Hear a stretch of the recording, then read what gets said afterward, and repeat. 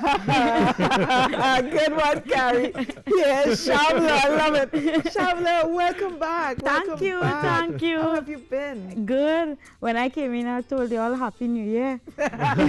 Because usually when you start a new year, you usually think, right, okay, something new going to happen. Yes. But you usually get along with your life. But this is literally a Happy New Year.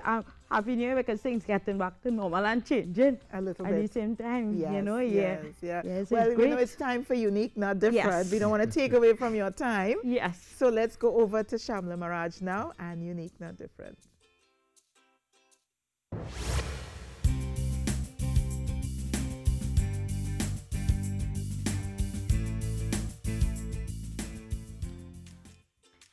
Good morning, guys, and welcome to Unique, Not Different. With me in studio today, with me I have on Zoom, I have Mrs. Ria Mohammed Davison. She's an attorney at law, and you know, this is election season, so we expect some things, you know, being discussed and being said with respect to, you know, what would happen when the new government comes into play, probably next month or September.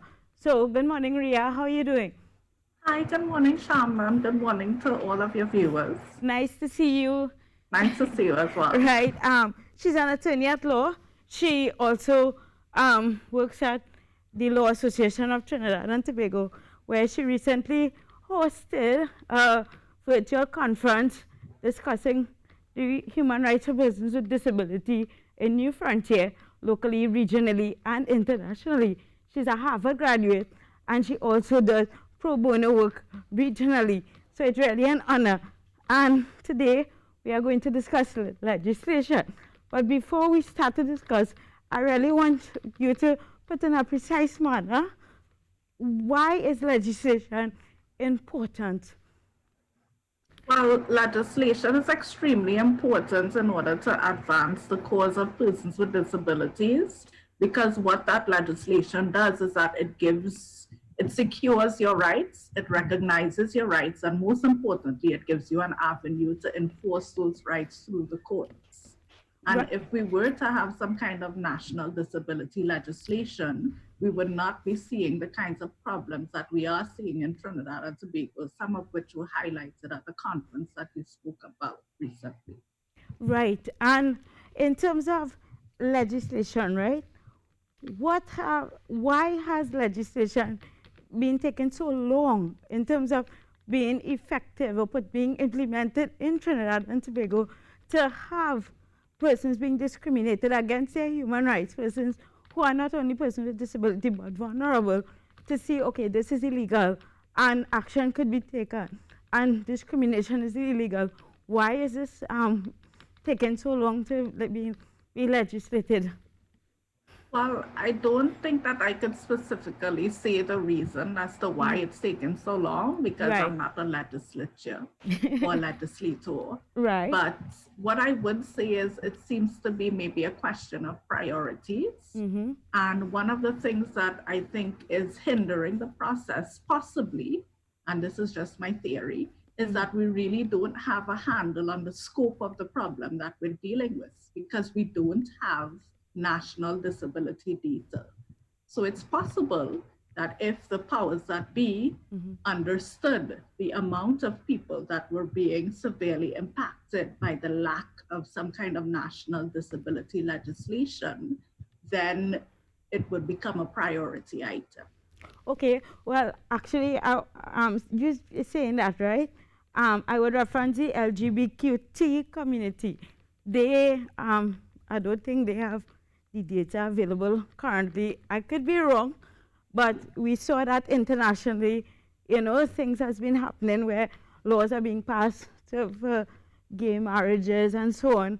And now, you know, things are escalating in Trinidad and Tobago. So do you think, without data being available, do you think locally that things have to happen internationally for it to happen locally? No, and I don't want to suggest that once we don't have data, we can't have national disability legislation, because we could use the international data, which would suggest that there are quite a number of persons. It's a significant amount of any national population that will have challenges, and there will be persons with disabilities. In terms of the reference that you're making to the LGBTQI community, one of the things that I think that they did pretty successfully is come together with one voice and a consistent message as to what they wanted done. I don't know that that is happening to the same extent locally. Right. And in terms of prioritizing, when do you think that when the new government takes into effect, right, what are some of the priority they have to, you would think that need to be focused on in order to, put into legislation or things that priorities to be objectives? What are some objectives you think should be put forward as priority? So what I think should be a priority would be the enactment of some kind of national disability legislation that will closely model the UN Convention on the Rights of Persons with Disabilities, which we have signed and ratified. So we do have that international commitment. There needs to be the issues of accessibility to the built environments, to education, to information, healthcare, participation in public life and culture. All of these things have to be addressed in some type of national law in order for us to see the kind of change that we need, and in order to stem the tide of discrimination that persons with disabilities are currently suffering. Okay, so and to wrap up, right? Two things I want to ask is, what advice would you give in terms of enticing the government to focus on persons with disability and other vulnerable groups, as well as what advice would you give to the disability community to come together to entice the new government into legislating to make sure that children and adults get proper access to different, systematic preferences?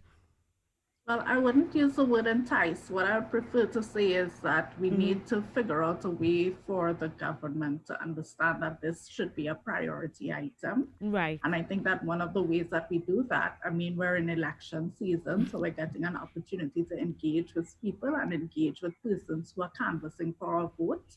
So, when they come around and ask you questions, put it to them frontally. Do you have a plan to address the rights of persons with disabilities? Most campaigns now have some kind of online presence. Use that as an avenue to reach out to them and tell them, look, this is what I want to see if you want my vote. And the other thing that the disability community can do, I know that there are several umbrella bodies that have been set up to give a united voice to the community.